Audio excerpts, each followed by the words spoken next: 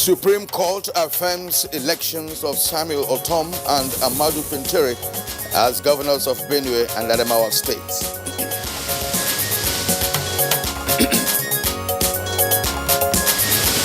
And on Good Morning Nigeria today, we shall discuss JAMB reforms and technology. The country is developing to a digital age. We won't stay in an analog age where we write exams with paper.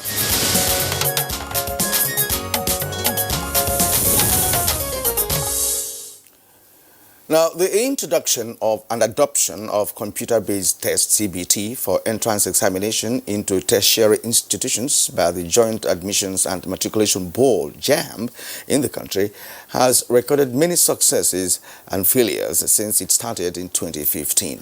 Absolutely, Kyria. Now, the pencil and paper-based examination format had several complaints, including logistics, financial expenses, and leakages of question papers before the examination.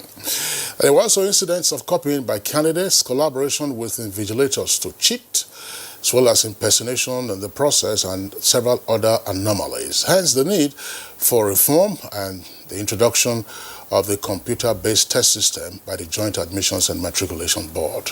Now, JAMB has maintained that the CBT system, which also had its share of problems, in line with international best practice in conducting public examinations, arguing that the benefits far outweighed the challenges.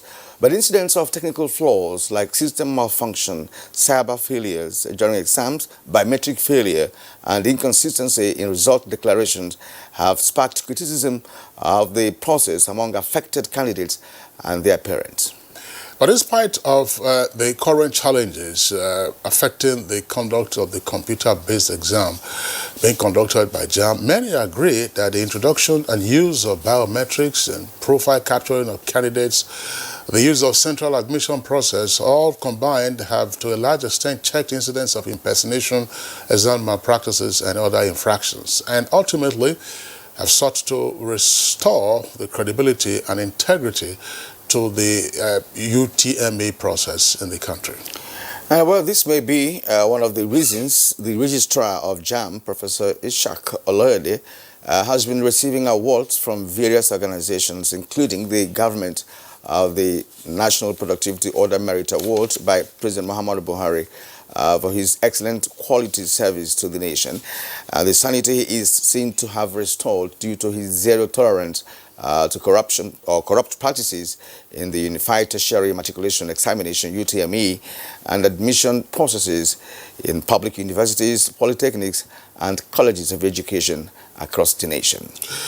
All right, so another UTMA is just around the corner, and one question to ask is, what is the most visible impact technology has had on the quality of service in JAMB, and why has it generated some controversy in some quarters, and how much of a difference and impact has the CBT, that's the computer-based test system, made in the admissions process, including, of course, the issues with regard to JAMB registration and ultimately how students or candidates get to be admitted into tertiary institutions. And what about the complaints that some of the candidates have with regard to the capacity of JAMB itself to manage and continue to conduct the examinations?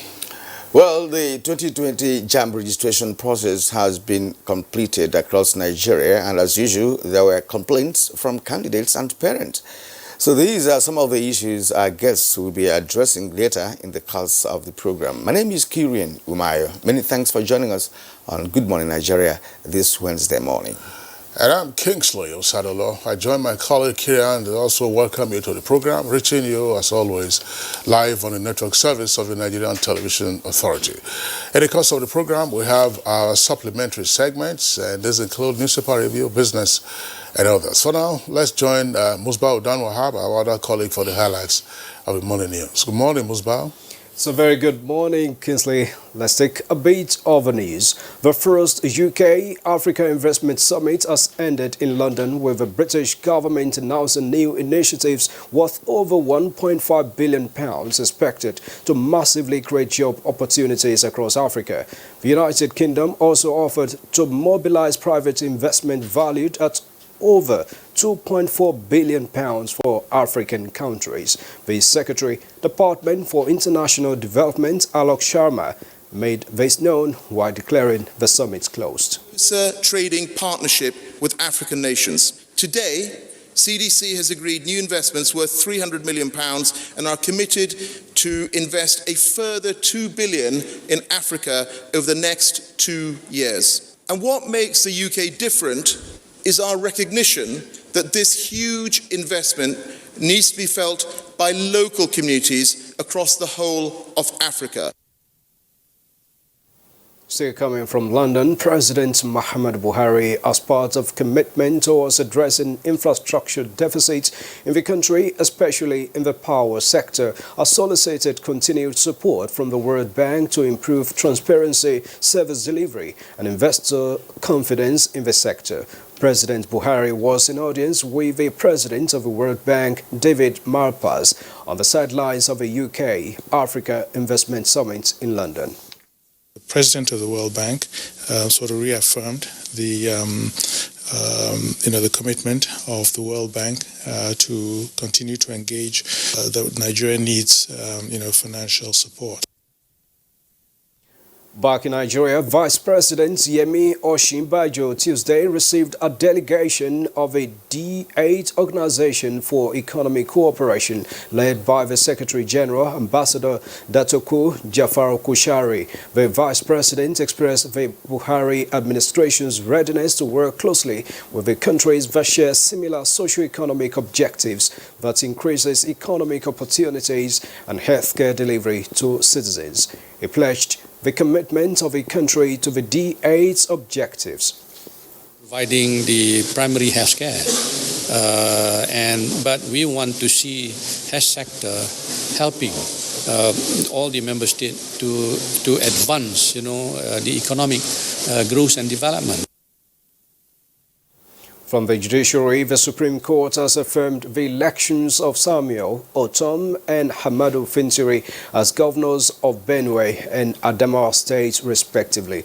The seven-man panel of justices, led by Justice Bode Rhodes Vivo, dismissed the two appeals for lacking in merit.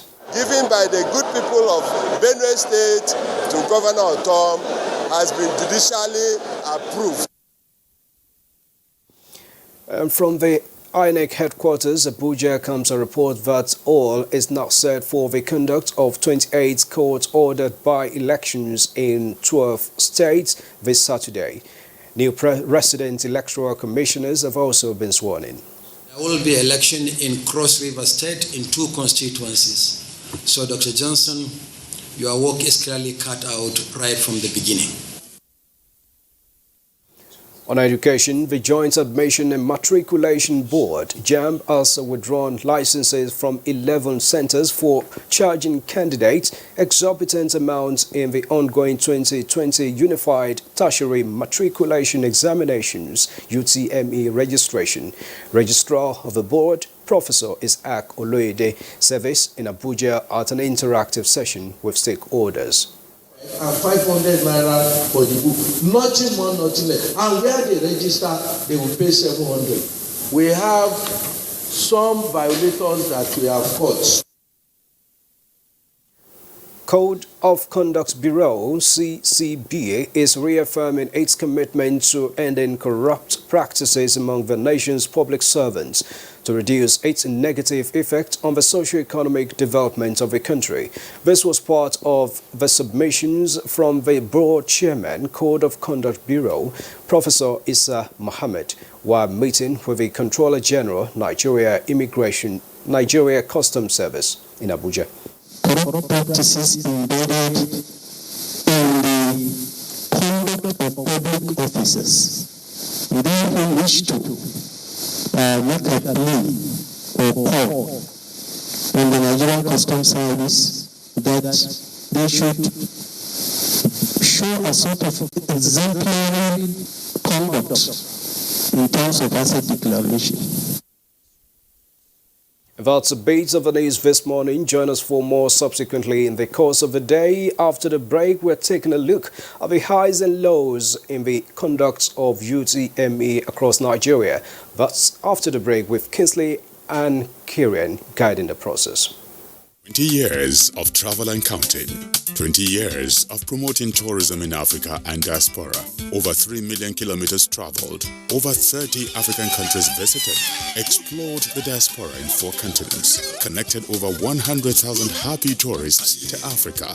Reached over 50 million homes. Igniting smiles across Africa and beyond. As Goge Africa turns 20, we thank you and invite you to join us in the quest for 20 must-visit destinations in partnership with the largest TV network in Africa, the NTA, Ministry of Information and Culture, Ministry of Transportation, Studio 24, Delta Airline, Toll Brokers International. You too can still be a partner. Call the numbers on your screen or info@gogeafrica.tv. Goge Africa, celebrating 2 decades of heritage, travel and tourism. Not so fast. Look, I'm tired. I want to check out of this country for greener pastures. Just calm down for a moment. Please sit down. Do you have a job where you're going to? No, but someone is arranging, Listen, Alinko. Checking out of this country without proper planning means one thing. Unimaginable begin. You know, I've been in the diaspora, but legitimately doing great things at home and abroad. As I've been saying, without the proper footing abroad, the risk is not worth it. Listen, Alinko, it's better to be home than be trapped abroad or even end up in prison.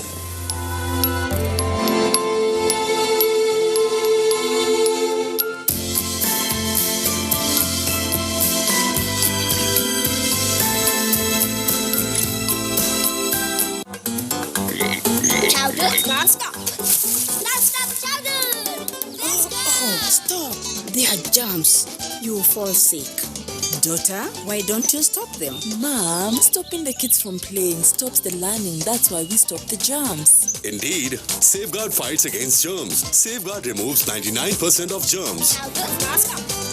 Why don't you stop them? We have to stop. Not the kids, but...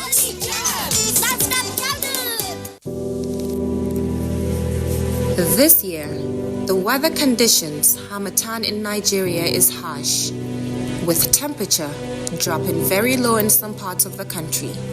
Many underprivileged children are exposed to these harsh weather conditions,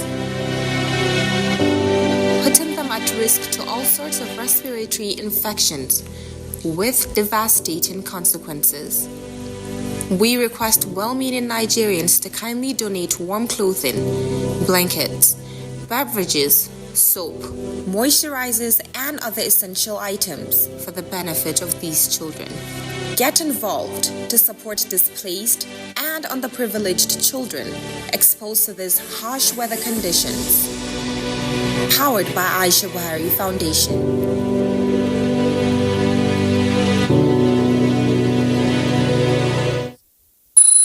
As you know, kids' exam time is exam time for moms too.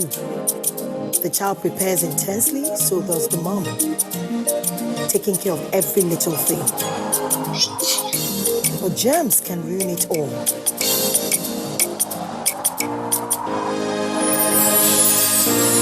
What if he falls ill on his exam day? Every single day is important for kids. That's why they need Dettol soap. It protects from up to 100 illness-causing germs. Everyday protection, everyday Dettol. 65 grams, now 150 naira. My name is Balaunti. I'm the Managing Director of Petroleum Product Marketing Company, a subsidiary of NNPC. There are significant price discrepancy between Nigeria and its neighbors across Africa. There's a discrepancy of between 150 to 250 naira. That creates an incentive for arbitrage, whereby smuggling triumphed by taking petroleum products across the neighbors so that they can be sold at higher price.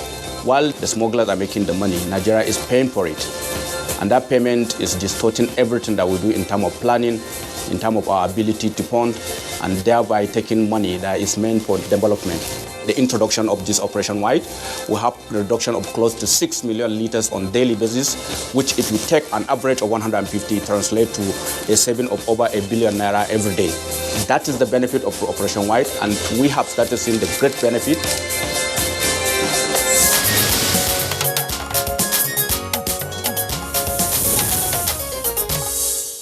You're watching Good Morning Nigeria. Now time to go business. Stakeholders advocate a paradigm shift in tackling issues of unemployment in the country to include a change in basic schools curriculum.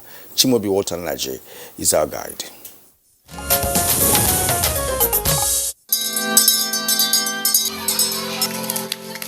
The need to inculcate entrepreneurship education and technical skill among school children to ensure a future generation where innovation and entrepreneurship will shape the basis of the Nigerian economy formed the focus of a discourse in Abuja, which drew students from all over the country. Solving the challenges of funding for businesses, knowledge sharing, and leveraging the opportunities of information technology were highlighted as panacea for achieving desired results. We want to foster access to functional and entrepreneurship education, financial literacy, citizenship service education, and community service. Our primary focus is simply to sow the seed for Africa's peace and prosperity. We cannot separate entrepreneurship from peace and prosperity. With over 200 million African youths aged between 15 to 24 years old, and over 60% of them unemployed, you could not find a more potent respite for chaos, insecurity, hopelessness on the continent than entrepreneurship education. In a related development, some entrepreneurs believe that having the right mindset and enabling environment from government will go a long way towards opening up the micro, small and medium enterprises sector in the country and help create wealth for the teeming unemployed youths nationwide. It's high time in Nigeria we should believe, we should not rely on government for everything. You need to develop yourself. You need to ask yourself, that look, that like I said earlier, what can I do for the society? But most of the time we're always looking for, I want to work in Shell, I want to work in NPC. Are you for real? What you need to think about now is, what have you studied? If you have studied engineering, have you added value to yourself? Have you gone to even done the practical aspect of it without you even looking at the government? What have you started on your own? And now to the capital market, where trading closed negative on the second day of the week. Here is a graphic look at the closing figures after trading on the floor of the exchange Tuesday, 21st February 2020.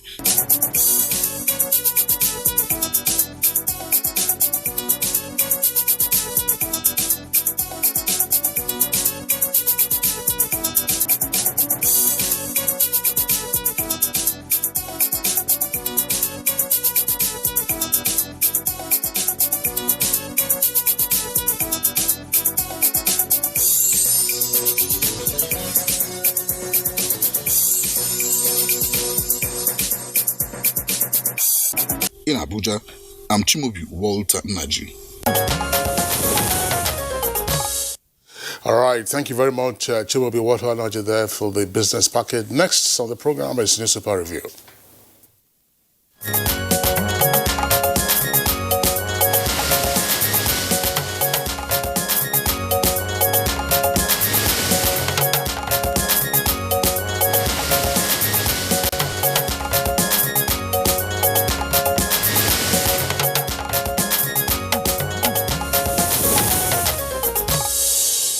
Well, our newspaper reviewer, Bayo Altebi, is already here with us. Bayo, good morning and welcome. Thank you, Kiran. Good morning. Good morning, Kinsley.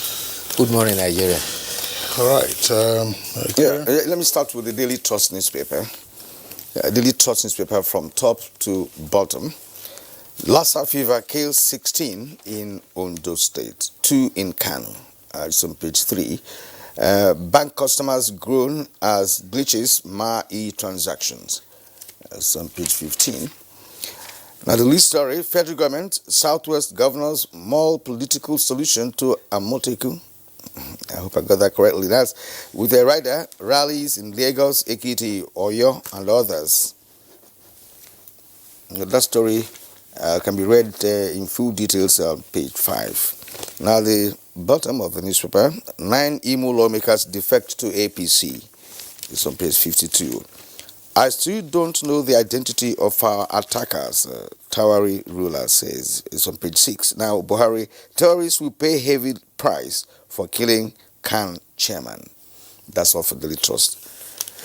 Okay, we'll take a look at the New Telegraph newspaper. New Telegraph newspaper above the nameplate, e-payment. Banks, customers transfer 105.2 trillion naira as e-bills hit over 600 billion naira and Nigerians spending 3.2 trillion naira using POS in 2019. Global Fund, Nigeria gets $140 million to tackle TB. That's page 4. And then below the name flag, Imo, that's Imo State, Deputy Speaker resigns. 9 PDP, AA, and ABGA lawmakers defect to APC. That's page 32. And on page 5, EFCC out to scandalize me with forfeiture of my property. That's attributed to former Senate President Saraki.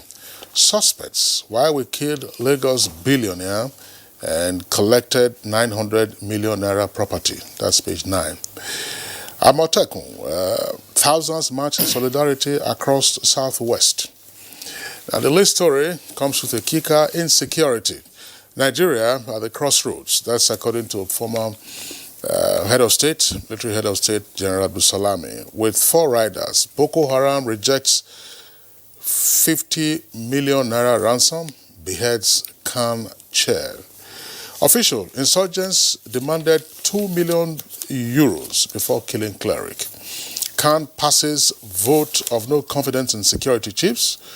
And Buhari admits killing, cruel, and deliberately provocative. That's pages 2 and 8. And then on the front page of the New Telegraph, you can see there what's a floating filling station. That's the one provided by NMPC for people of the riverine areas.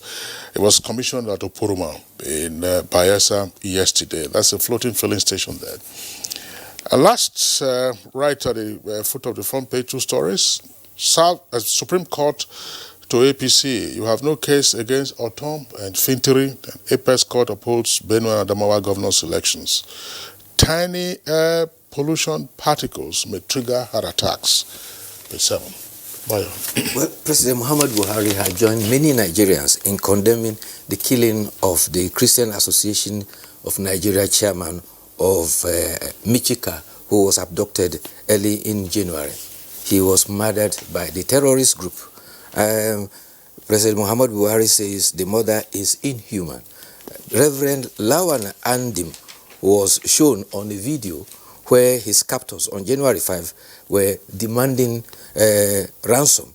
He had appealed to Governor Amadou Fintiri as well as his colleague clergymen to do all they can to secure his release. The criminals, terrorists, had demanded, some say, £2 million, others say 3 million euro, an equivalent of about 946 million. It was said that 50 million was what was offered, but they not only refused it, they felt infuriated and decapitated Reverend Lawan Andim.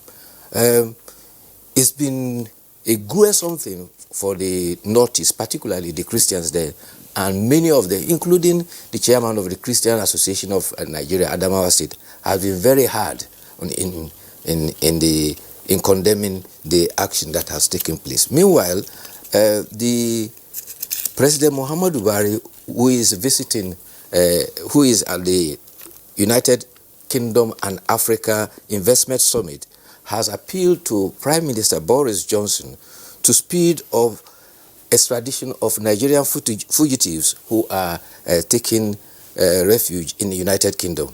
Femi Adesina, the spokesperson for the president in the statement, said the president says the corruption war was slow but painstakingly steady.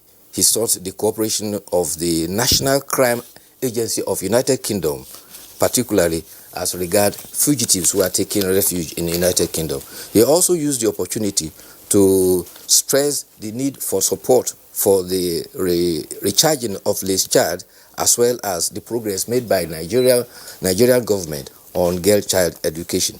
Prime Minister Boris Johnson identified President Muhammadu Buhari as a respected regional leader, and therefore somebody that the West had a lot of encouragement in.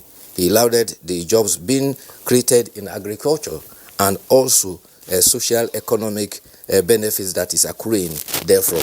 He promised that he will do all he can to support the war against corruption through the National Crime Agency. He also pledged support for the recharging of the Lake Chad Basin as a means of enhancing security and also the economy of that basin. Meanwhile, the Economic and Financial Crime Commission Chairman, Acting Chairman Ibrahim Magu, has said that about 18 high-profile fugitives who have allegedly looted Nigeria will soon be repatriated. The acting chairman made this revelation while visiting Ilorin, and he says, "We shall repatriate all looters hiding anywhere in the world." He sought the cooperation of the media, and he also provided a clarification and saying that the opening of a zonal office in Ilorin was not a purpose of witch hunting anybody. Rather, Kwara State, being part of Nigeria, deserves to have a zonal office. Yeah.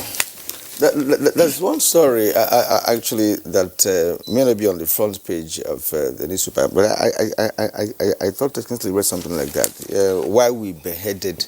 Why we killed Lagos billionaire? Lagos billionaire, yes. Million naira. Yes, it's trending on the social media for some days now. They lured the man into a hotel room, pretending to have the money to purchase whatever piece of land they were talking about, and they killed him in the process. And of course, they decapitated his body and they put it in a bag. And a lot ran out of them, when the police who are carrying out investigation on that, caught one of the culprits, and of course implicated the rest of them. There are about 4 of them that did that. Well, so what is this? And again, they made the first contact with the man via telephone. So that tells you how social media is now being used for the purpose of crime. It's no longer Yahoo. It has germinated into something else. Well, there are variants of it, but most of the time people need to be very careful. When you are not familiar with another individual on the end of the social media, either through whatever means, and they get in contact with you to either do a deal or ask you about your account details. It is very rampant now, and if you fall prey of that, you will become a victim and you will only have regret. One has to be circumspect, because the advantage of social media is its pervasiveness. However, it also has its gross danger, and people with criminal mind exploit its usage to actually harm other people. Well, the details of the story, I mean, for those who have not accessed it, say, on the social media, Kirian, can be found on page 9 of the New Telegraph newspaper. Just apart from the ills of social media, this actually relates to property transaction and the care and caution that everyone should exercise, when engaging in property transaction. Now, we are right here in the Abuja headquarters studios of the NTA. The property in question was here in Abuja, according to the report, at Katakbe Extension. A certain gentleman, he's been referred to as a medical doctor, 42 years of age, said he came to Abuja, saw the property, and discussed with the guard, and the guard then gave him the name of the owner, who eventually was the victim, Chief Ignatius Odunukwe. I mean, it's said to be in charge of fireman generator, billionaire, according to the report, or if you say, a multi-millionaire. And they said, okay, we'll sell the property. Now, they arranged to meet at a hotel. Apparently, the hotel was nominated by the potential buyer, who is a medical doctor. And so the vendor, that's the owner of the property who was going to sell the property, took his original documents to the venue of the meeting, which was a hotel. He had the potential buyer, had taken out a room in the hotel.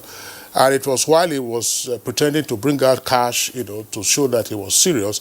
I mean, how would you be transacting the business of 900 million naira in cash? And you'll be doing that in cash. And in the first instance, why would it is you as a seller or the vendor who should choose the location of the meeting? And as a matter of fact, his lawyer actually, discussed the issue with him. Precisely. But he didn't take his lawyer along.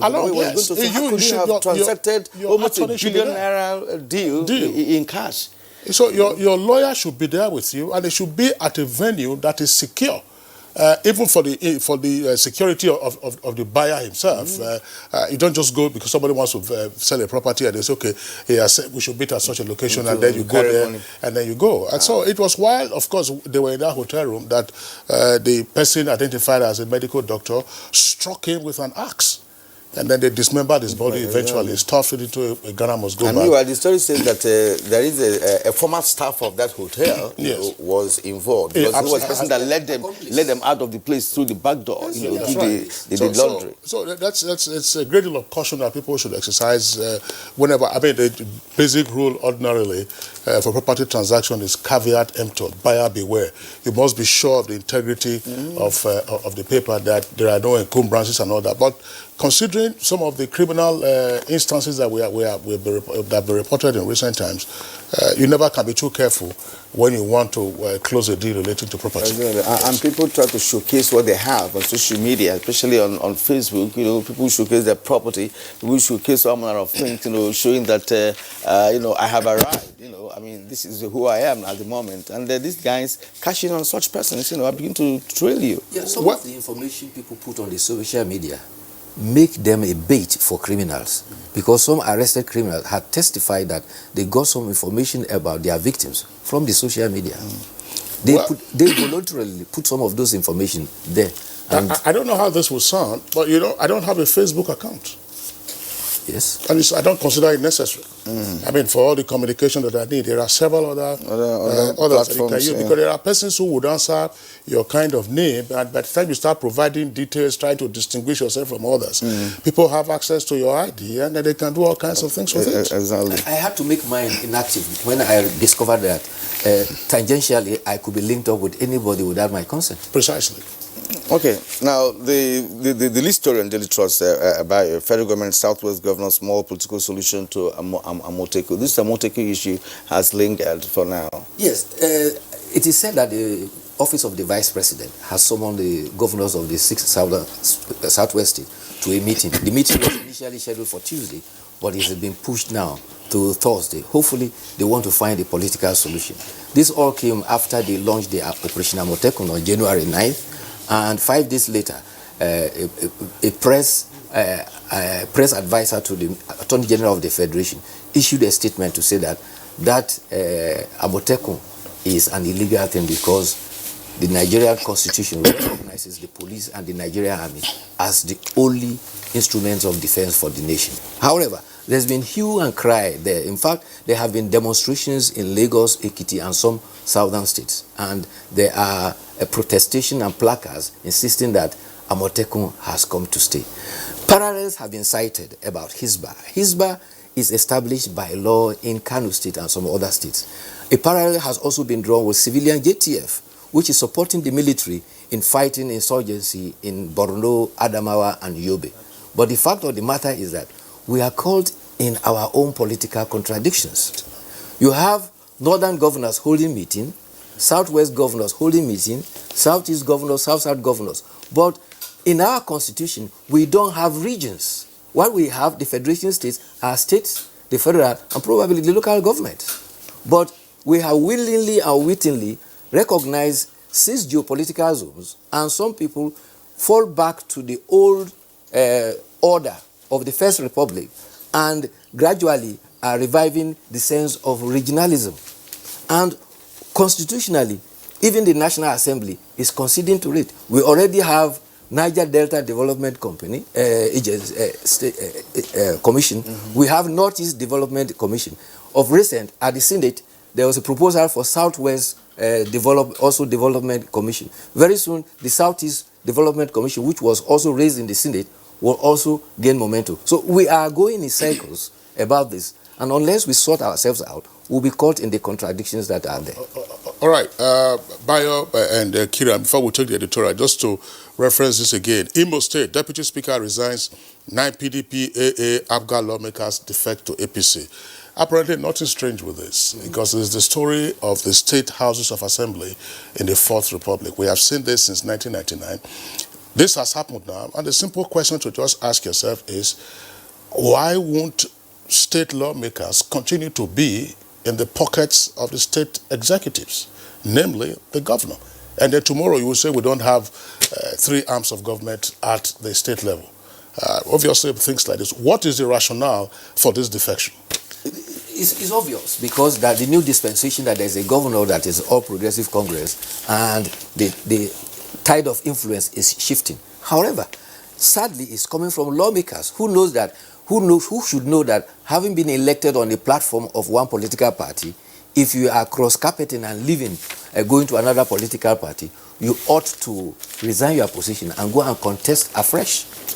Ideally, that is what it There's even no point discussing this, because, like Kingsley pointed out, it's been there since 1999. Parties are formed not based on ideologies. People belong to parties because they have the tickets, to run for one office or the other. It's an established fact. So we don't really need to discuss it, because apparently more people are going to join APC in Imo State. All right, Bayo, we just mentioned the editorial from the Punch newspaper at page 22. Federal Road Safety Call, act fast on siren and convoy abuse. As the saying goes, res ipsa loquitur, it speaks for itself. So siren and convoy abuse is one terror that we have on our roads. Bye, we'll see you tomorrow. Thank you. Thank you very much. All right, it's Good Morning Nigeria, still on the network service of the Nigerian Television Authority. We'll take a short break now. When we return, we get ahead with our item for discussion. Hey, where's your mom? Today is her toilet day. What?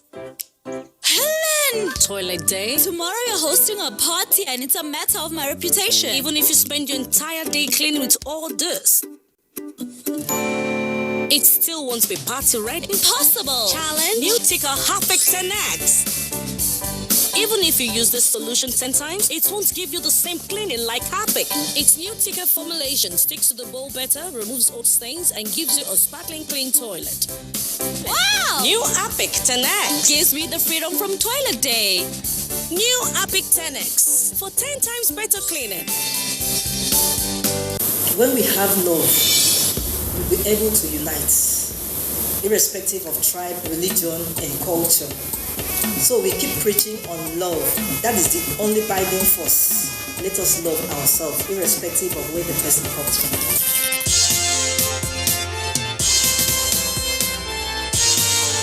You are about to witness the commencement of the most stimulating and compelling contest on television. This contest is only for the strong, the intelligent, and the talented. Get ready for the Unity Challenge reality TV show. Coming soon.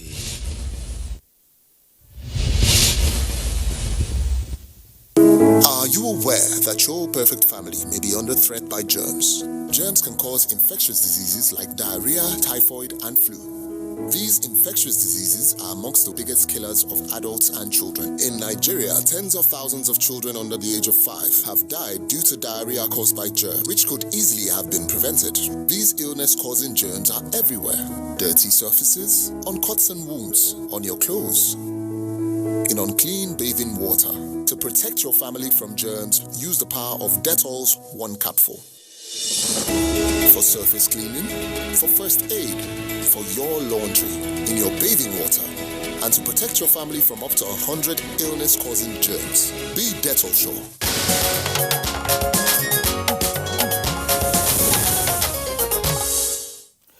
And thank you for staying with us. And now to set the tone for our conversation this morning, which is on JAMB reforms and technology.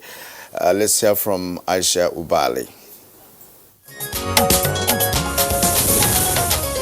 In Nigeria, the Joint Admission and Matriculation Board, JAMB, is the government agency empowered to conduct matriculation examination for entry into all universities, polytechnics, and colleges of education. JAMB is also saddled with the responsibility of appointing examiners, moderators, invigilators, members of the subject panels and committees, as well as other persons connected in one way or the other with matriculation and its related matters. It also places suitably qualified candidates in tertiary institutions after having taken into account the vacancies available in each tertiary institution, the guidelines approved for each tertiary institution by its proprietors or other competent authorities, and the preferences expressed or otherwise indicated by the candidate for certain tertiary institutions and courses. Despite the successes recorded by JAMB over the years, the examination exercise has not been without some challenges, and to address this, the board went ahead to reposition and reform the body by introducing computer-based examination centers. Although it was a welcome development, observers say it was like plunging into a fresh set of problems while trying to swim away from some others. It's not everybody that is computer literate, and even the computer literates are complaining of the setting of the exams writing, in the sense that if you notice that in the screen there's a place where you click on submit completely. So if at all someone is not aware of him going to the next subject after finishing the first one, and by mistake he happens to click on submit, what actually have they done to recover that kind of problem? And the person still have time. Is not that he did it intentionally, he did it out of fear or phobia of exams. So to me, they have not really taken any drastic measures to resolve that issue. Development in the country, at least the country is developing to a digital age. We won't stay in an analog age where we write exams with paper. So far they are not working on the special center aspect. Are you getting me? Like, people are still working on special center. Where are they getting the results from?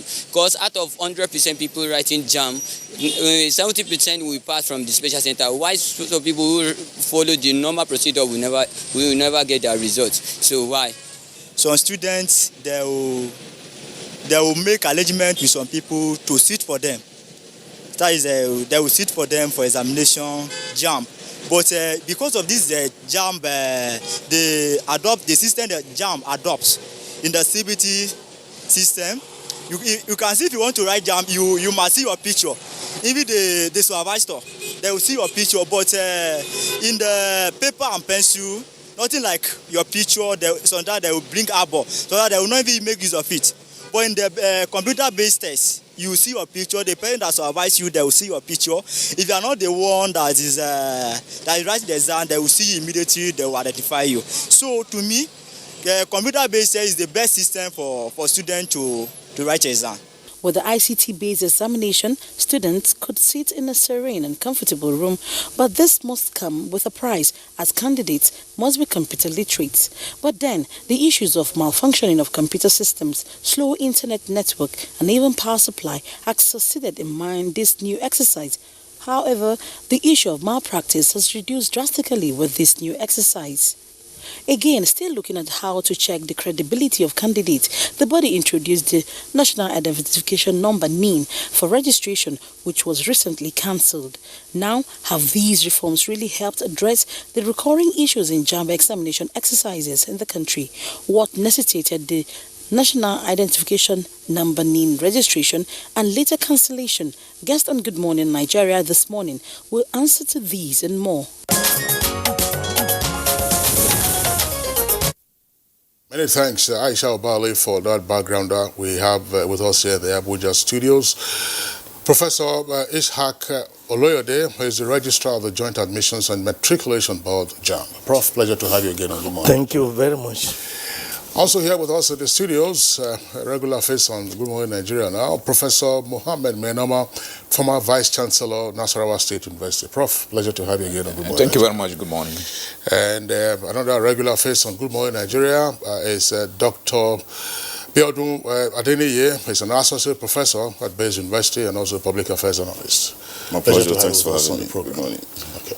All right, let's also warmly welcome Aliyu Aziz Abubakar.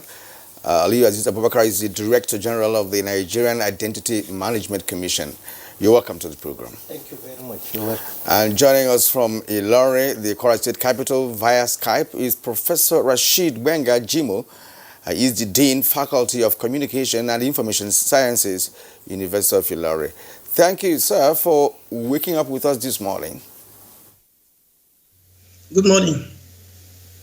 All right, that's some very clear audio there from Lauren. As you said, he woke up with us this morning, as indeed the others. Let's begin with the registrar of JAMB, Professor Oloyede. I mean, our principal focus is on the reforms in JAMB and the application of technology, particularly for the candidates and indeed the end recipients of your candidates. We are having another round of registration now, and another exam is just around the corner. What is it with regard to the use of tech about which we have had some complaints? Thank you very much. I want to say that technology has become a must for any operation that we want to improve on. And what we do in both for the registration and the examination is to adopt the most appropriate technology for doing so. For the registration, we track the whole process. We make sure that anybody who claims to be doing something is actually doing it. And if he's not doing it, somebody else is monitoring. The first thing we have done about that is to make sure that rather than buying physical form, we now have electronic form. Rather than selling some form to some people and holding the form, we now have e-pin, virtual pins that you can buy 1 million. If you don't want to use it, you return it at no cost to you, at no expense to you. So apart from that, we have also made sure that in the past where people even do biometric, they do just one finger. We have turned that now we have 10 fingers, the whole finger. Unless you go and hire more fingers from elsewhere, we have biometric registration. We have also made sure that it is the practice elsewhere that all our CBT centers have CCTV camera that will record the process.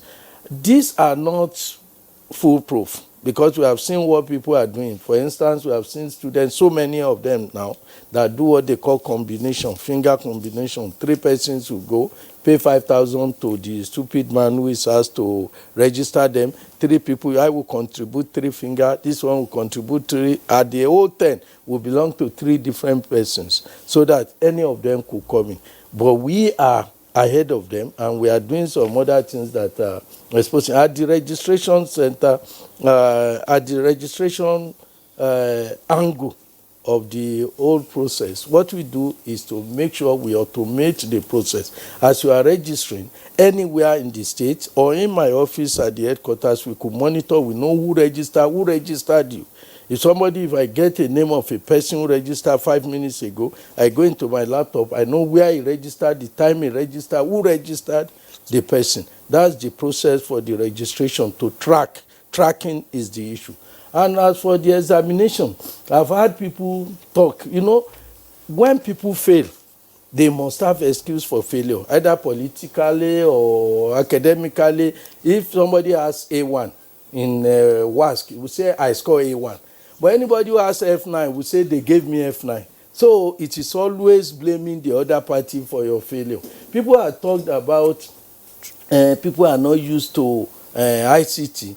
I used to hold the opinion.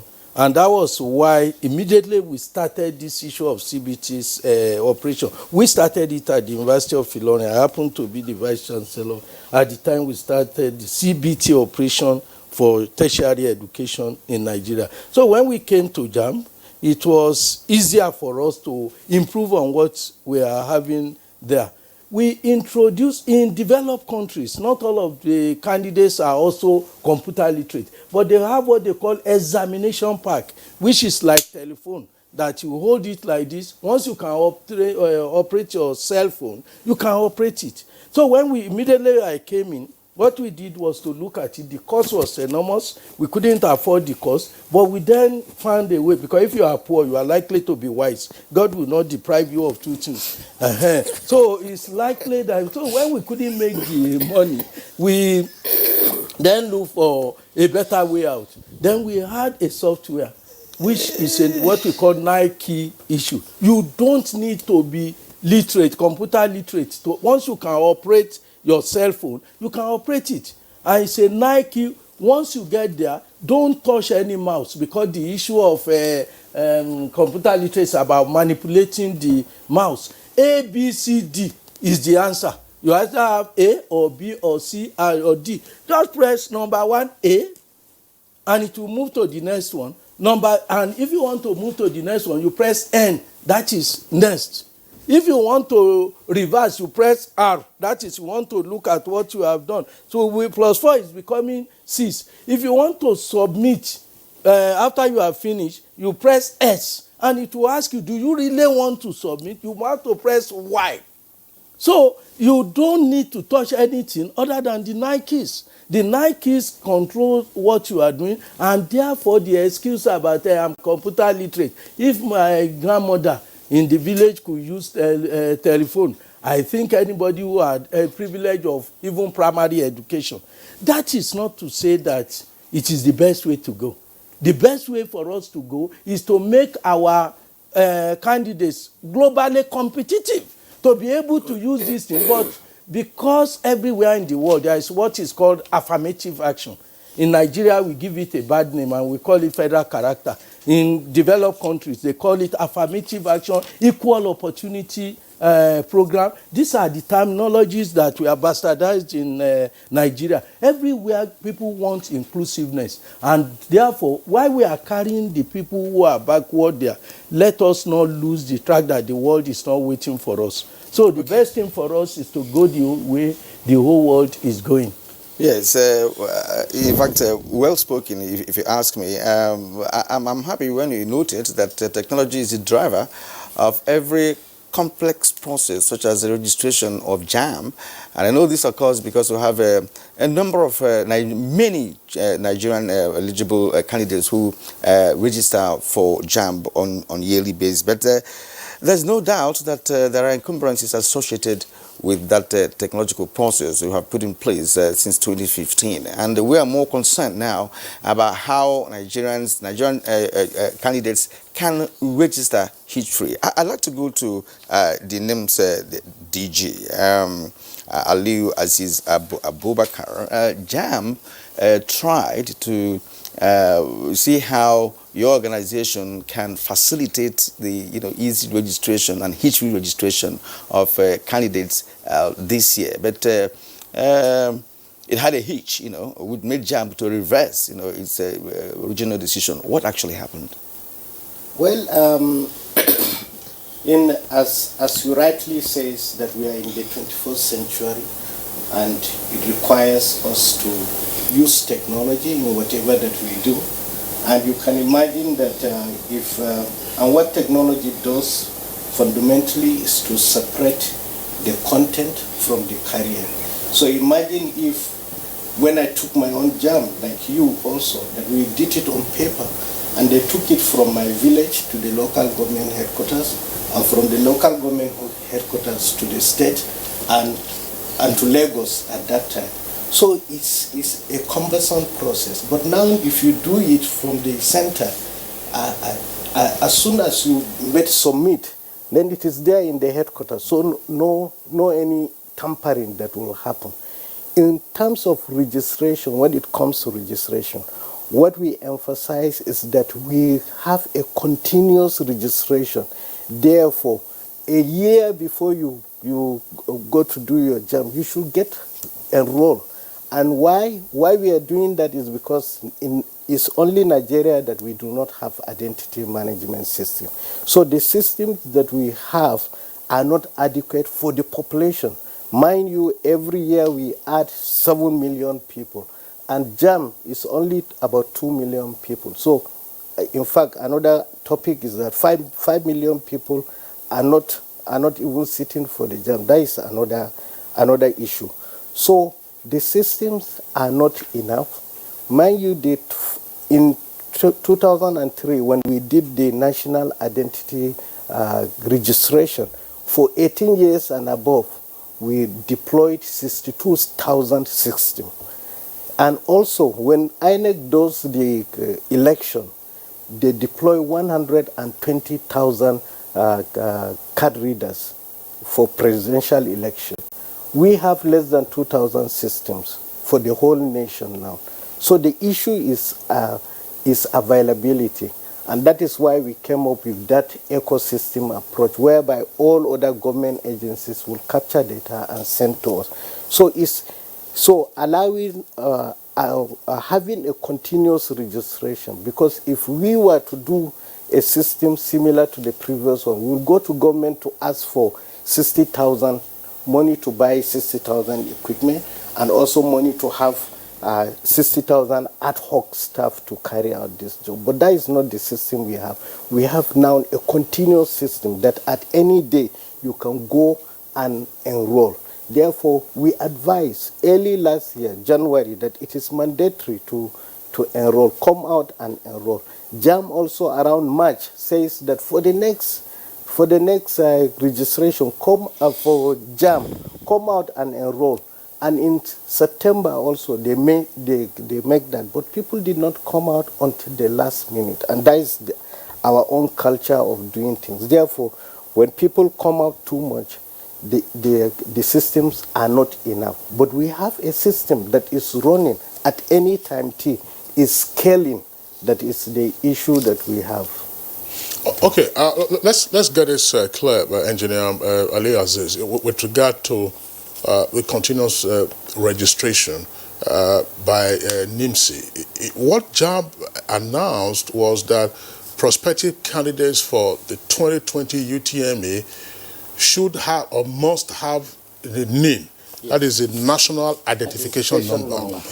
And then suddenly there were reports of glitches all around the country, plus typically again racketeering of of the NIN number. So what exactly, before JAMB then said, okay, you no longer will require your NIN to sit for the exam. So how does what you are saying now fit into JAMB's own operations? Is it continuous registration that JAMB will take notice of, or continuous registration for ultimate possession of the national ID card? Well, as I mentioned, that NIN is compulsory for many government services. And the idea is that if someone is going to sit for JAMB next year, he should come out and enroll and get his NIN right now, not to wait until the exam time. And also, Prof says that for the next one, he'll start even the registration from September, so that if you don't register September, you should come out October and so on. And the idea of the ecosystem, that next time we should use the CBT centers themselves to be licensed by NIMSI, so that they can carry out the registration there and send to NIMSI's back end to generate that NIN. So the system is working perfectly well. There is no issue with the technology, but as you said, there is issue with people. Wherever that a lot of people gather at the same time, then there is issue of extortion that will come in. But as I said, if we have many centers, then the issue of extortion will just disappear. Just like, if you remember that when we have only NITEL providing telephone for us, there's a lot of extortion for difficulty to get the line. But when GSM comes and it is open to other people to provide that, then it becomes easier to get your telephone without any form of extortion. So the issue, the main problem we have is that of availability. We have a system that is working. Even in diaspora, people enroll and get their NIN, and the standard is like you get your NIN in 7 days, but usually within one hour, 2 hours, you can get your NIN, and the system is working perfectly well. Well, I'm glad you appreciated the fact that there could be extortion, because of course there are insinuations that some of your staff actually engage in extortion from 5,000 naira upwards for one to get registered faster. Right, so we also have to look into that. But before we do that, let's go to Ilori, where we have Professor Rashid Bwenga Jimo, the Dean, Faculty of Communication and Information Services, University of Ilori. Prof, at the opening remarks by Professor Oloyede, he made it clear, that he pioneered the use of CBT in Ilori. I just wonder whether you have sustained that, but that's not the main question. The question is, you have listened to Oloyede and of course the name's DG. What, in your opinion, can be done? Because already technology has been adopted and there's no going back. Yes, we have complaints here and there, even after the application of technology in trying to register our students, hitch-free. What else do you think is the problem here, and how would you assist Professor Oloyede, who was once your VC, to see how he can handle the situation going forward? Thank you, sir. It is not a rumor that University of Ilorin is the first institution in Nigeria to start the CBT examination. Even in the university then, there were a lot of fears that is it going to work. But you see, Professor Oloyede is a kind of person that believes in whatever he wants to do and has reasons, because I must tell you, even JAMB, the way it operates now, the wisdom by the registrar is that even the failure of JAMB is not the failure of the registrar now, because all professors of computer science in Nigeria are stakeholders in JAMB at present. So when policy with regards to the examination in JAMB is going to be taken, so professors of computer science in Nigeria, all professors, I must tell you, are also involved. So definitely the wisdom of using experts nationally and other stakeholders is there. The use of ICT in education is sacrosanct, and I think it's not negotiable, because the 21st century skills and knowledge can only be delivered through integration of ICT. And that is required skill that can guarantee the expected long life learning. So dropping ICT for assessment is not an option. And I think JAMB has made provision, as to the best of my knowledge, on the perceived ease of use of examinees. Because apart from clicking, there is you can use arrows, because you can use even next until the last operation you want to perform as a candidate. So the usage of the platform as it is, I think, is not a problem.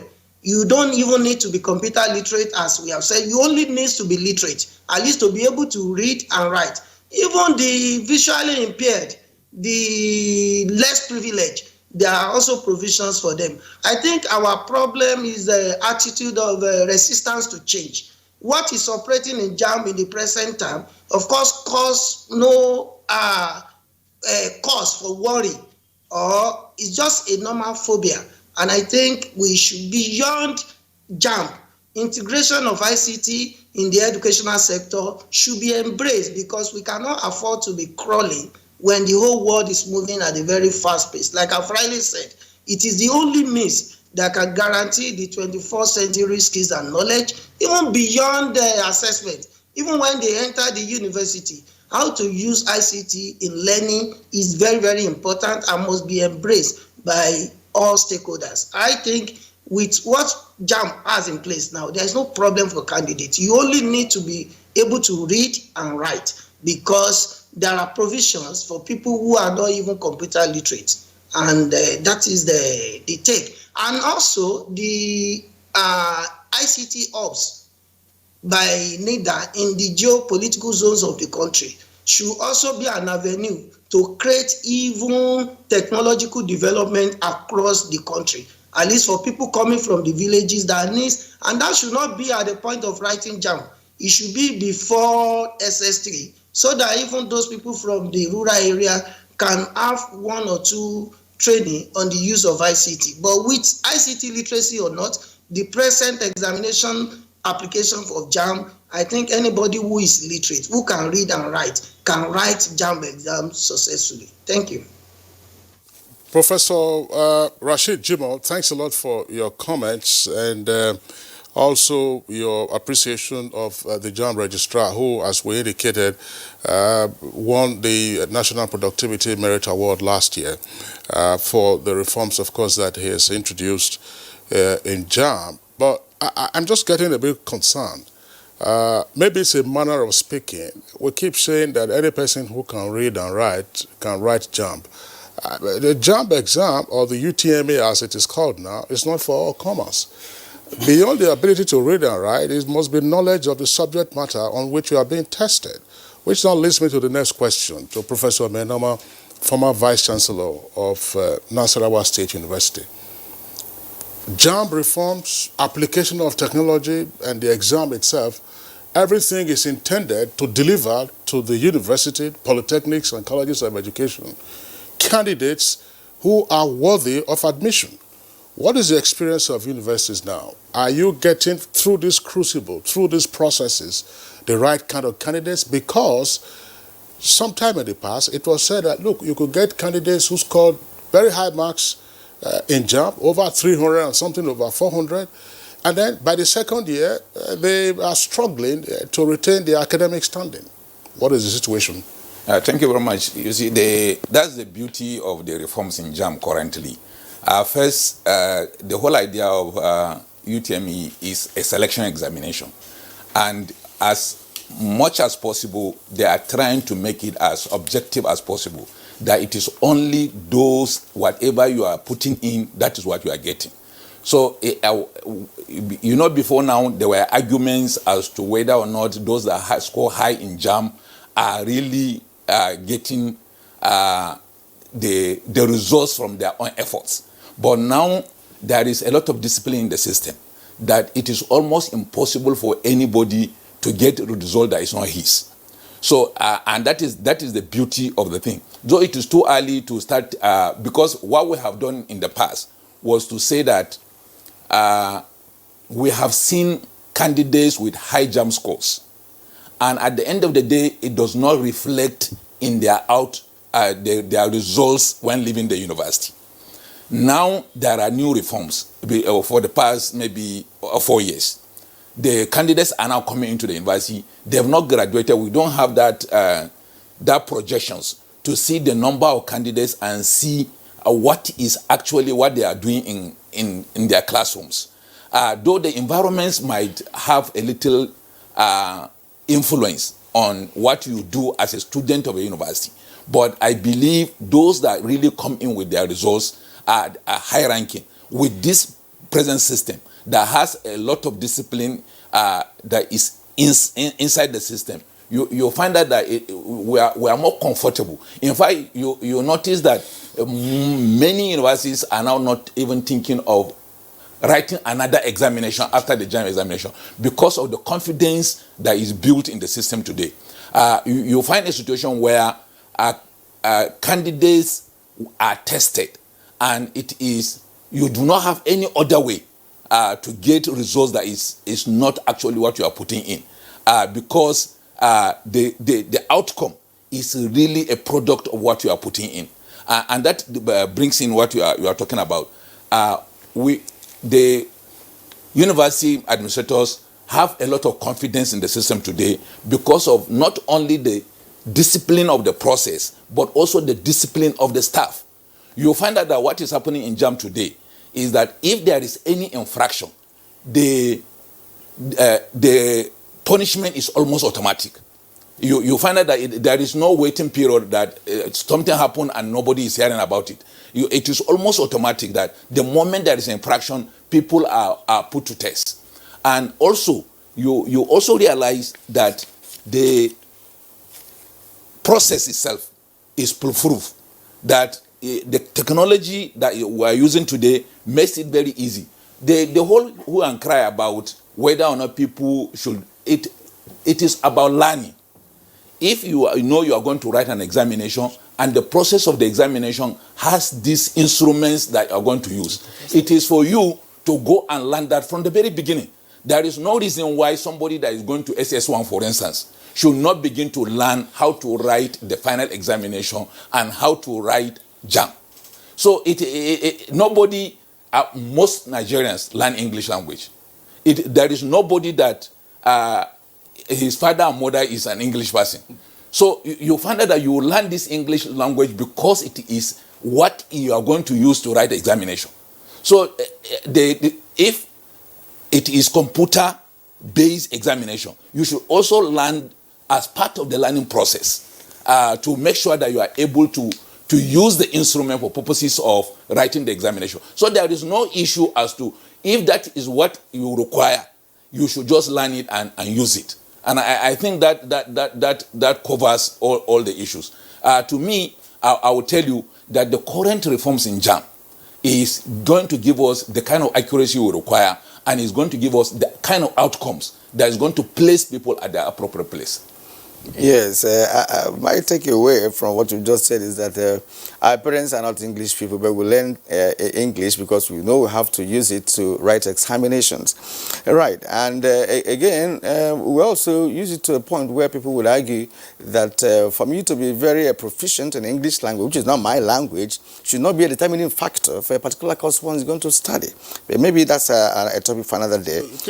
Sorry to interject. I mean, I'm sure you have seen the reports with regard to some Nigerian words and expressions which have not been incorporated into the Oxford English Dictionary. Some of those words include K-leg, Okada, Mama Put, Okada. You know, these are Nigerian expressions. You know, just say yes. You know, K-leg, Okada. You know, and so on and so forth. These words are. I hope others will enter. Including Wahala, for instance.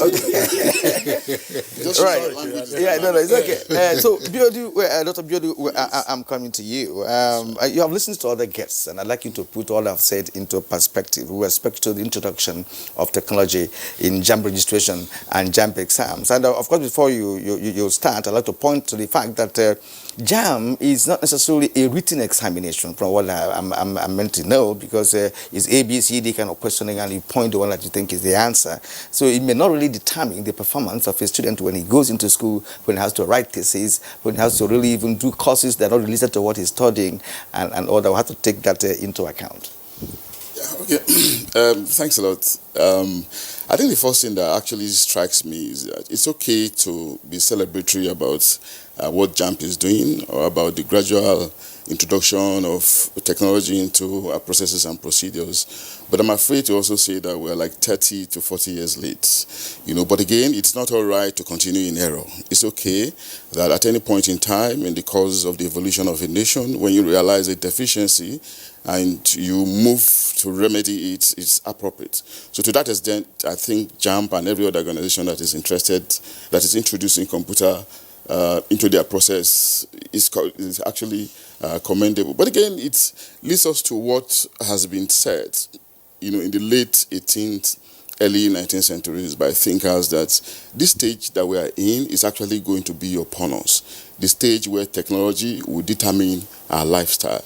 And we're in a stage where there's actually nothing that we want to do that we cannot create technology around it, you know. So it's a reality, you know, and I do not expect us to do anything less than we are doing, especially in a world of data science, a world of the Internet of Things, a world of augmented reality, and of artificial intelligence. You know, perhaps what we should be thinking about now is how to proceed from where JAMB has begun, from what JAMB has started, you know, to expand it into other sectors of our economy, because there's a sense in saying that, you know, technology, you know, makes processes and procedures smarter, makes them cheaper, and increases productivity and efficiency. Now we're talking about smartphones, but I see us in the nearest future talking about using smart clothes, even smart food, you know, and perhaps smart husbands and smart wives, you know, because the way we are moving is very frenetic, and the quicker we keep pace with it, the better. Like somebody said that, you know, others are flying and we cannot afford to crawl. But again, let's not forget the problem of infrastructure. You know, what about power, electricity?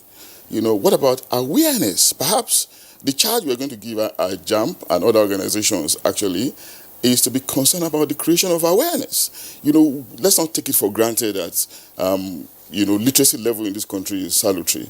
There are still deficiencies in this sector, and perhaps we need a lot more conscientization, promotion of the innovation, so that people, perhaps those in the hinterlands or other sections, might not be left unattended to at the level of information.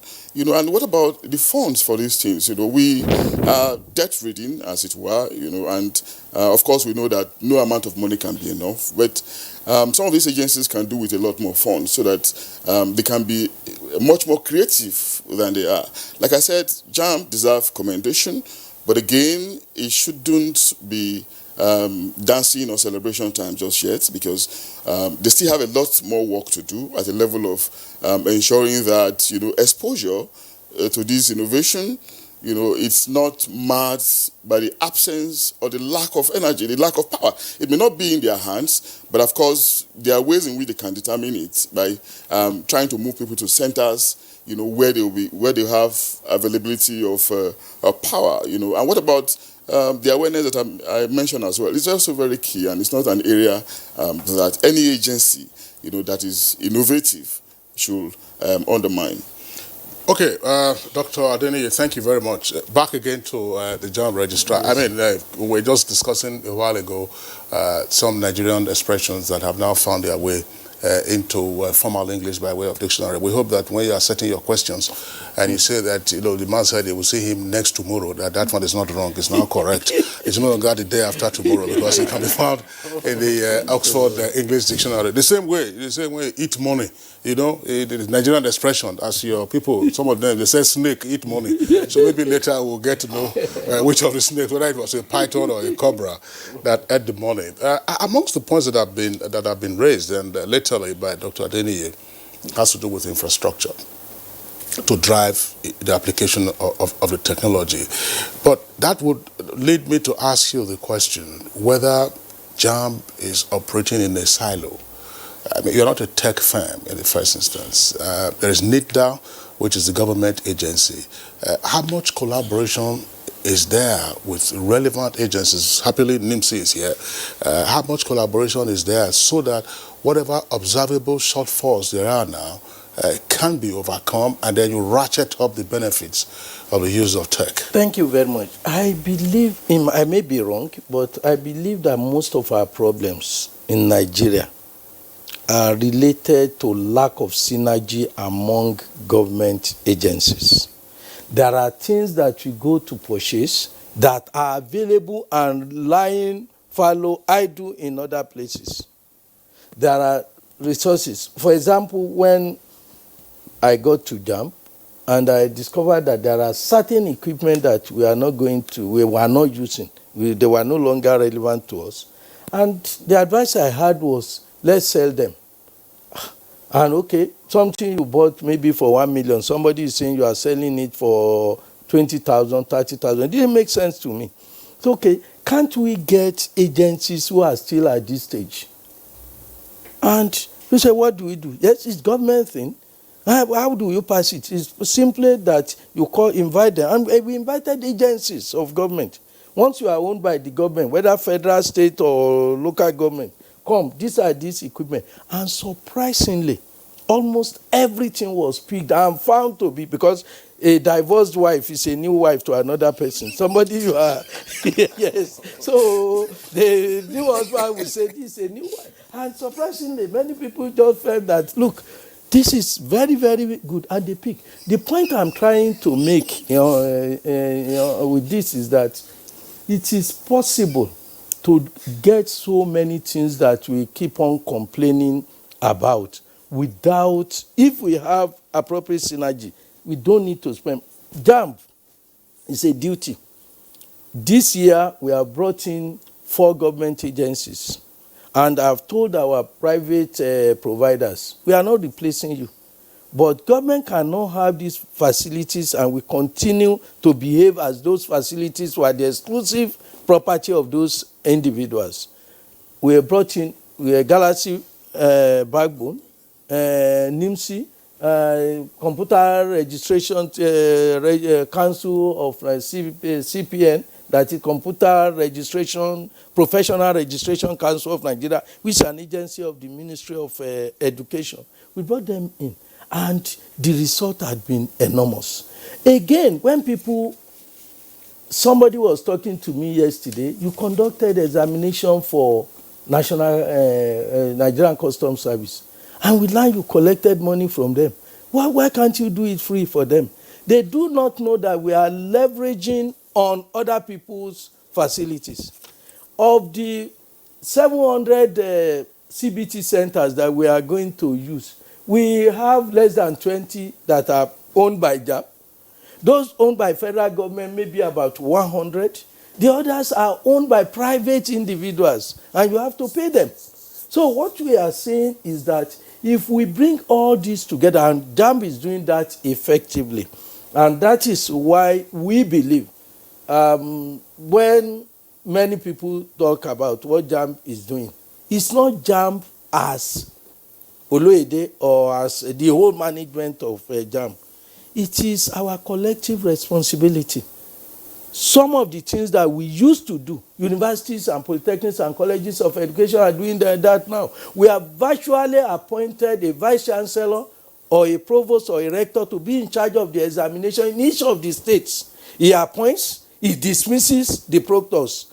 He is the one that is in charge, and he supervises. Because a wise vice chancellor, a wise rector, a wise provost will not wait for a JAMB to impose incompetent candidates on you, and you start complaining.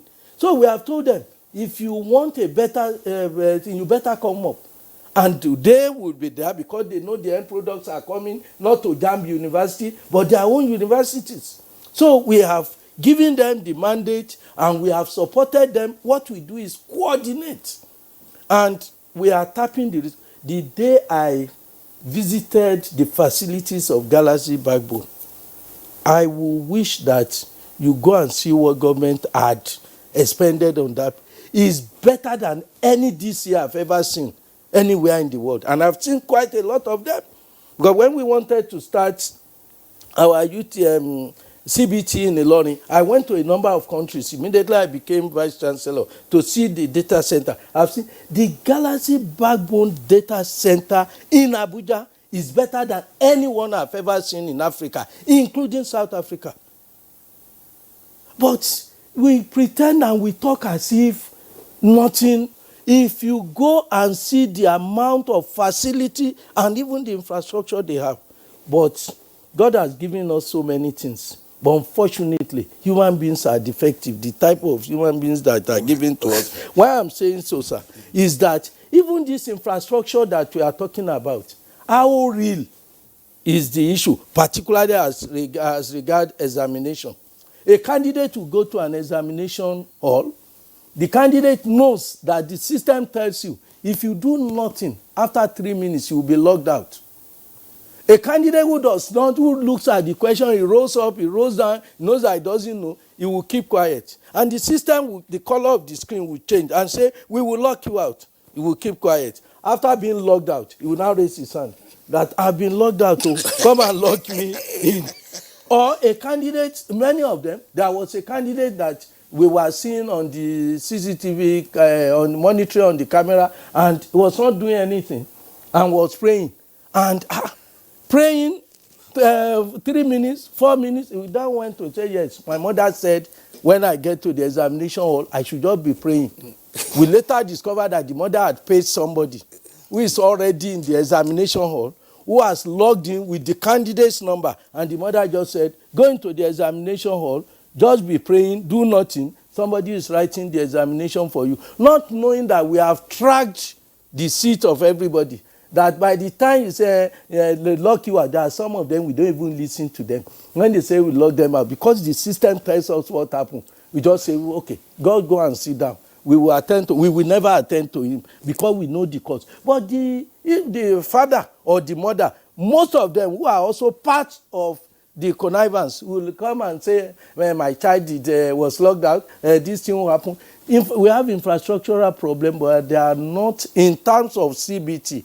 We are, every year, we keep on monitoring. This year, we have engaged CPN for the accreditation. We have engaged computer experts all over the country. We have appointed chief technical officers. Any center that is not approved by them cannot be approved by JAMB. So, Lloyd, Yes. I'm not cutting you short, but Yes. you have made your point, Yes. clear. But I want you to talk on, speak to this. You talked about infrastructure. I agree with you 100%. That Nigeria has infrastructure, some of which are not put into use. When I talk about Nigerian communication satellite, people will call me Mr. Satellite. It is there. We are not even utilized up to 35% of the capacity of the satellite. This is equivalent to whatever satellite that has to do with communication globally. Yes. Right, and giving a transponder to JAMB to do its exam is a possibility. Oh, of course. Now, what I want to ask you actually has to do with the issue of this fingerprint. Last year, about 24,000 students or more had issues with thumbprint challenges, right? And, you reschedule the exams in Abuja. There are people who came from different parts of the country who have never been to Abuja before, who never had any relations in Abuja, as the case may be. So it put us on further expenses for the parents, Now, 10 fingers, is it not cumbersome? Because there's no one person, and there are no two persons that should have one fingerprint, even if you're identical twins. Yes. So why extend to 10? This is not compounding your problem. Yes, thank you very much. Let me say it's not new. Anywhere in the world, go to American Embassy, go to anywhere, you will see that they are taking 10. They must have reasons for taking 10. And I have reasons, some of which there will be no time to say. 10 is this global practice to take because of so many other factors. If you use this one alone, it's only this one alone that can open. But we have taken 10. If this does not work, this will work, the other one will work, all the 10 fingers. If you now try all the 10 and they are not working, it means somebody has followed you from your village. That's another English. So, what I know. Home trouble. So, that is the issue. But what we are saying is that all these things that we are putting in place, they cannot function effectively without quality human beings. If we continue to undercut the system, we will have serious problem. There are many parents. A lady was crying, and what was her problem? She said, I applied for English, but JAMB gave me law. The law establishing JAMB will not allow us to offer a candidate a course other than the course that he has agreed to. So you can't change it. The guy said no. And we went into it. It took us 2 weeks. We now discovered that it is the mother who wanted the girl to read law at all costs, collected the password from the lady and went without the knowledge of and changed the course to law. And when law is offered, this girl said, that's why we have introduced a new one now. Anything any candidate wants to do, it's not enough to give your number. Your thumbprint must be there. So as problems are coming up, we are finding solutions to them. We have discovered that most of the examination malpractices are organized by the parents. And there is a gang in the country today. It's a center of examination malpractice, those things they call tutorial teachers. Anywhere you go in the country now, see on a street, you will see 4 or 5 of them. Most of them hardly have school cert, and they are proprietors of tutorial classes. And they are not being regulated as expected by the state ministries of education. And they become the center of examination malpractice. Because they will tell people, they will even advertise that in my own, those who attended my tutorial class last year, they scored 300, they scored 400, and they manufacture all sorts of things to dupe the candidates. I think we are not operating in isolation. That is why we are calling on all stakeholders. Do not allow stakeholders to break the stake. Because if you are stakeholders, it means you must protect the stake. But stakeholders are the one breaking the stake, and there will be nowhere to go.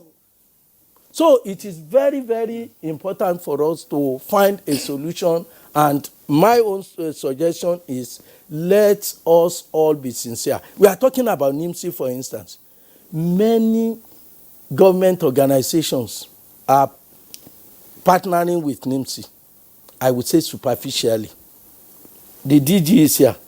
When we started it, I said, look, it's either we go into it or we don't go into it. No halfway. We are going to, what we were doing with NIMSI, I don't believe any organization had done it with NIMSI. Because what they were just doing is that government asked us to, it's a law. When the National Assembly invited me that, why are you forcing in on Nigeria? I said, me? No. You passed the law and you criminalize me. NIMSI Act, Section 29, says I will be liable for conviction if I do not comply after I have been notified by NIMSI, and I have been notified. So if you repeal the law today, good.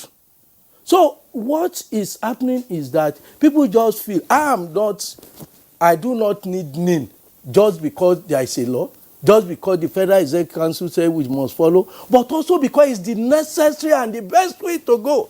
So these artificial things where you go, some agencies, you say we are with NIMSI. They are not with NIMSI.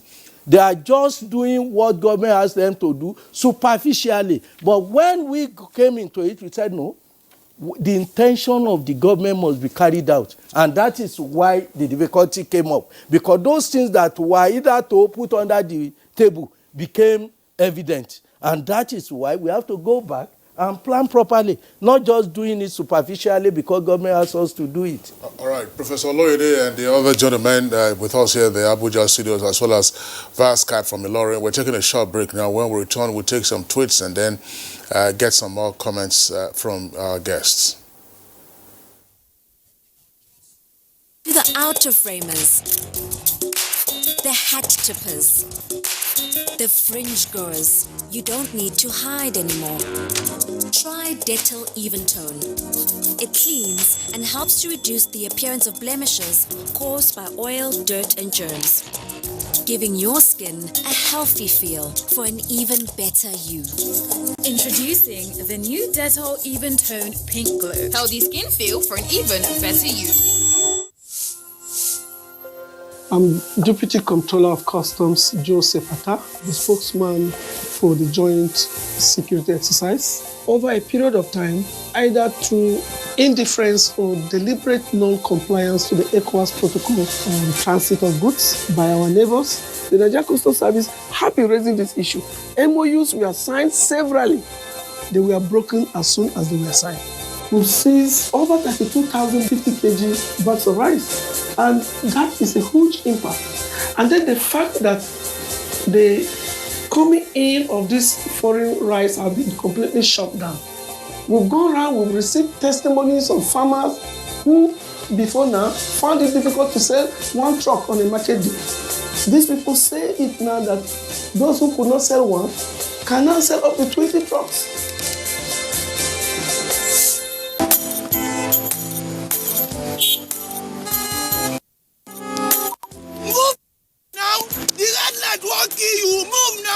To dey disobey traffic law, they cause accidents. Me, I don't talk, say I no go dey do am again because change begins with me. Cross the other side of the road. I will no longer endanger my life crossing the express. Instead, I will use the bridge because change begins with me. Oga driver, stop this bus now, won't come down. I be one carry me pass where they go. Make I dey stop anyhow for road, they cause traffic wahala and accidents. So I go dey stop for the right bus stop because change begins with me. Change begins with me. This message is brought to you by the National Orientation Agency in conjunction with the Federal Ministry of Information and Culture.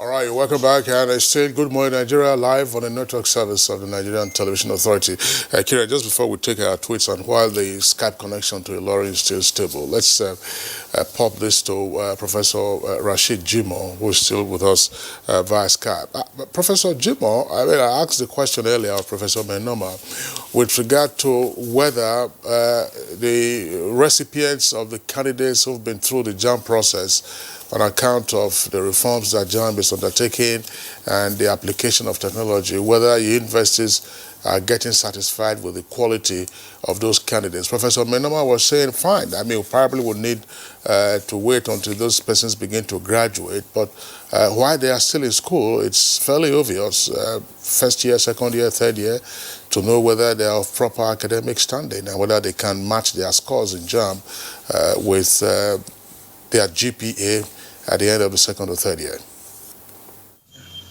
Thank you so much, sir. We had experience even here when we started the CBT with some students, to the extent that some candidate will be touching the mouse on the screen, not knowing that it's by clicking. I think by introducing CBT in JAMB, that has enlightened the candidate to have some level of awareness with regards to the use of the technology. And that also equally should be able to impact on their performance with regards to ability to integrate the usage of ICT in their learning processes, where we need fact to be able to establish that. But I think so far so good. I think that has assisted the students in usage of ICT for learning while after gained admission. But majorly, I think the major problem challenges, JAMB, major expenses for JAMB is on security. And that is why I'm one of the very few Nigerians that felt sad when the issue of the usage of NIM was reversed because of the challenges on ground. Because apart from the JAMB examination, no nation will have it successful with regards to the integration of ICT without a proper national identity management system. Because as an expert in security, integrity is very, very important. So the moment you can find out who does what at a particular point in time, then you don't care. The laws are there, the laws are well stated. So definitely to ensure integrity, identity management system is very, very sacrosanct. And I think NIPSI on this ground should also be able to make sure that by next examination, everything is taken care of so that we can rely on NIPSI with regards to the identity of the candidates enrolling for JAMB. And that will solve so many problems because at times when we are having examination, the management of JAMB will have to move from Abuja even to other parts of the country to be able to be sure that you are not alleging someone wrongly. But I think identity management system will definitely solve a lot of this problem, because when you are using ICT for examination, the three cardinal points of security, which is confidentiality, integrity, and availability, should be ensured. And I think with identity management system in place, that will be a lot of investment is going into that area from JAMB. I think as a stakeholder, I know. And also, even technological development. Of course, we should think of the rural areas, because we cannot abandon any part of this country with regards to the integration of ICT. And that's why I said there's a particular agency also responsible for that. And I think the ICT hubs that is springing up across the country by NITDA, it is meant to solve this main challenge, so that people at the grassroots can be well trained on the nitty-gritties of using ICT. Of course, it's a training that requires just like a day or two, because just user. When you are talking of ICT user, it's different from an expert, and it doesn't require a lengthy training in terms of days, in terms of effort and all that. And I think it's what we can achieve as a nation. So that even not to talk of the exam, a farmer in this country from his farm should be able to sell his product with the use of ICT, and that is what is obtainable all over the world. So we cannot overemphasize the need for even ICT development across Nigeria, irrespective of whether it's a city. We don't have that problem in the major cities, but I think in the rural areas, we also need to find a way of getting the awareness and the training of ICT, particularly to the younger ones in the secondary school. But aside that, I think it has helped tremendously in the university, let me say in the higher institution, with regards acquainting the candidates with the required knowledge of ICT so that they can use this technology in their learning process. As emphasized that without usage of ICT, then we cannot guarantee 21st century skills and knowledge. So it has really helped, and that's why I said dropping ICT in educational sector is not an option, because of course we cannot afford not to produce lifelong learning. If you see. Well, we appreciate your comment, Professor Rashid Bwenga Jimo. We have to allow other guests to also make their final comments as we're about to round off this edition of the program. Now, back to Abuja. Let me bring in Professor Mainoma. The points raised by Professor Bwenga are quite clear with respect to the integrity of JAMB. These days, having introduced technology into the management of JAMB, and of course registration and the exams itself. Now, is it now necessary for universities to organize another form of examination for these candidates? Because that is what is on now. After JAMB, universities now organize another examination. Does it mean that all the efforts that Professor Loyode and JAMB have been putting in place in 2015 do not make sense? Yeah, that's the beauty of when you have a situation and the dynamics are changing, then you realize that you may have to do a different thing. What we have seen today is that there is a lot of confidence building in the system. And gradually people will tend to agree, if they are really sincere, that the real motive for the introduction of additional examination is to have candidates that truly merit admission. But if the reason is different, like for instance, revenue generation, then you may find out that they will have reasons to continue doing additional examinations. And or if the reason is to ensure that staff get extra income, they will have reason to continue to do examination.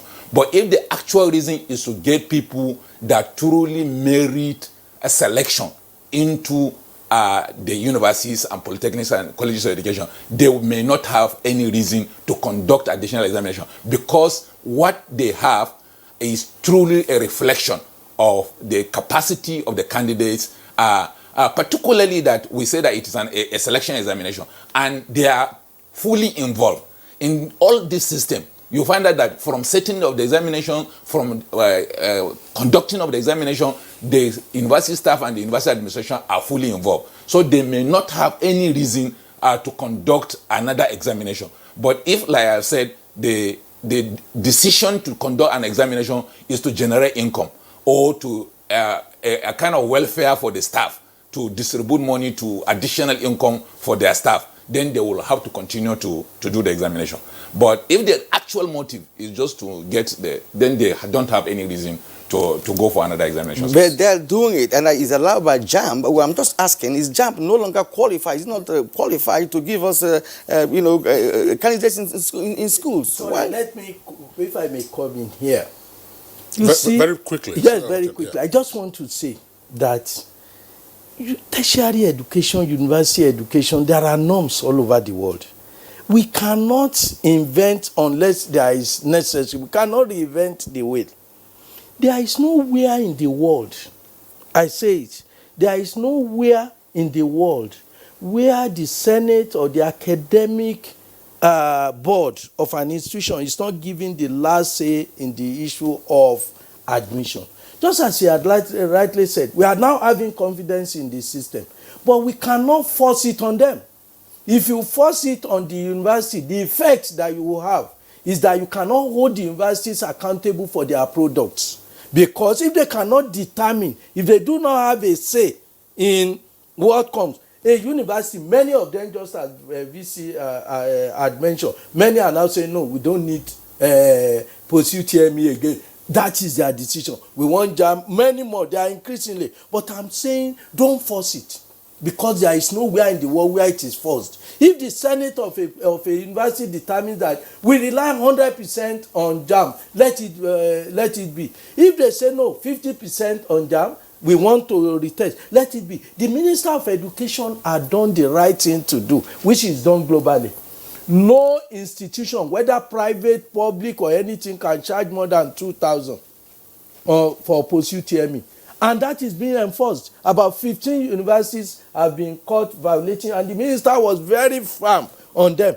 Return the money. They returned the money, and where they said they could not find the candidate, said pay it to a non-religious non-government organization like a charity home and so on. Go and deposit and get the receipt for us. So the issue of making money from it, government had blocked it, because to conduct the post-UTME, they will spend almost 2,000 naira. Government had done the exercise and they saw the 2,000. If you want to do, you can't charge more than 2,000. And that's also curbing institutions, like he said, to say, what's the purpose of doing it? And they are dropping it. So we are saying that let Nigeria, don't let us force it. I have to appeal to the National Assembly the other time that, look, don't force it, because if you force it, people will laugh at us as a nation. You know what, Professor Oloyede, I was going to go to Nimsi. I will still come to him. I would like you to take this question very briefly, because it's often been a sore point. We have the former principal of King's College who comes here, Sylvester Onoja from Kogi, who discusses education very passionately.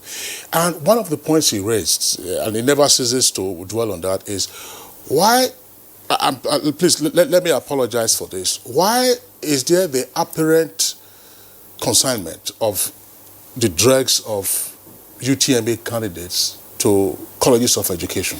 That the cutoff mark for colleges of education shows that these are not your best and brightest, and you need your best and brightest as teachers. Thank you very much. Very quickly, if you can. I agree with you totally, but we are not being realistic. There is the law of demand and supply. You have 200,000 spaces for education in tertiary institution, 200,000. All those who applied are not up to 100,000. All those who apply totally for education, they are not up to 100,000. So even if you make the cutoff 100, you still have over 100 vacant spaces. You are now telling me that of those of them who forget, you are forgetting one thing. Just as Prof has said, JAMB is conducting a ranking examination. It is not UTME that qualified them for admission. It is 5O level. If somebody crosses our border to Ghana, they will not ask him for UTME. If his father has money and he goes to London, somebody who scores 120 here, and you want me to kill, if his father is a rich man and he crosses to UK, he will come back 3 years later because he has 5 credits, and he will come back and he will be a senior to those people who have 200 here. So what we are saying is that don't let us mix issues up. It is not UTME that determines it's a ranking exam, assuming everybody is already qualified. What do we do to rank them? That's why UTME is a ranking examination. And we are saying that we have spaces for education. And if you want me to make the cutoff of education, medicine for instance, we say the cutoff will be 280 because the demand is more than the supply. Prof, I don't think you got my question right. Yes. It is not to faculties of education in universities. Yes. It is cut off to colleges of education. I'm talking of college university where it's even higher. And in colleges of education, I can tell you, the candidates we have, they are not up to the 10% of available spaces. And government are establishing more colleges of education. Where they will get the candidates, I don't know. You know what, Prof? Yes. I think at some point we'll have to invite you and Chief yes, Sylvester I'm taking it with so you. that will be a subject matter for another day. Nimsi, Engineer Ali Aziz, let's come to you again. Identity management is crucial to all of this. Earlier, the JAMB registrar was talking about what they refer to is that combination finger or combination registration. Kirian will bring 3 fingers, registrar will bring 3 fingers, I will bring 3 fingers. We not know that. So how is NIMSI keying into this to overcome the issue of identity theft or identity swap, which can continue to undermine the integrity of the process? Well, first of all, the process, we use the 442 fingerprint scanners. 442. So you put your 4 fingers at the same time that will be captured, and then the other 4, and then the 2. Therefore, and then the system at the back end, we have invested to make sure that what Prof says, confidentiality and also the availability is there. The system is there and working perfectly. We are also certified ISO 27001 in terms of security. So we don't have issues of security. This permutation, again, the collaboration we had with JAMB also helped us in verification because they use their own experience of what JAMB candidates are doing to check our system. And definitely when we change the fingerprint scanners, now we have 100% accuracy in terms of the data. So you in terms of security of the system, in terms of all this permutation, again, that is why we have a control system whereby you do the capturing. We don't capture on the roadside so that it can be managed when you capture. And also why we are saying that the identity is foundation to everything else. That is why we have to have every person's fingerprint. Until you have all, you may not be able to cross-check all the combinations. Okay. Because now time is on our side. Let's cut the show. Let's bring in Dr. Doni very briefly. I asked this question to Professor Menoma. You know, after JAMB, you have another examination. You are in the school system. What does it connote? What does it connote? You know, what does that leave JAMB? You know, after organizing an examination designed for institutions to select candidates, now the institution will sit back and say, okay, fine, we have our own examination to conduct. What are they looking for? Well, I think that there's a quick point I really want to make before I respond to your question, before I answer your question. One is that in this innovation that we're talking about, just like the computer has the soft and the hardware aspect, you know, the process of creating change also have the hard and the soft aspects. The hard aspects, you know, are the actual computers, the actual technology. The soft aspect is actually the human element, and it's often a problem, you know, which like I said, I don't want the agencies to undermine. The question of awareness creation, question of sensitization, you know, promotion, you know, of the idea that they seek to that they seek to change, which is the introduction of technology into processes and procedures. You know, but to your question directly, I think it's just consistent with the kind of system we run, you know, where everything is about competition, you know, about standardization. You know, if you feel, for instance, that you are not satisfied for one reason, rightly or wrongly, you know, with the recommendations or the productions of JAMB, and you want to grade the student in your own way, I don't see anything wrong with that. You know, it's just consistent with the freedom that every society deserves, and that every system and the educational system cannot be immune from such competition, really. All right, Dr. Adeni, thanks a lot. We had promised we were going to read the tweets, and incidentally, a number of the comments that our guests have made have spoken to the tweets from Conrad Ngala, Tula Sunday, Ibrahim Oduaji, Law Alfasi, Amabola Hombabs, and others, Olodimeji Murufu. But there are two tweets I would like to read out very quickly. Okay, Kirian, let's start. Okay. Dr. Nahax says JAMB closed the best registration center in Maiduguri. That is the Nasara Computer Center, which registers, it says 10,000 every year. Yeah. So this year we will suffer a lot. Please, we are soliciting JAMB to reopen the center. Yeah. And then, no, Kirian, the next one, that's the... It's Abubakar Muhammad. Yes, okay. That a fraud was committed in the center, and we have taken the decision, and it's irreversible.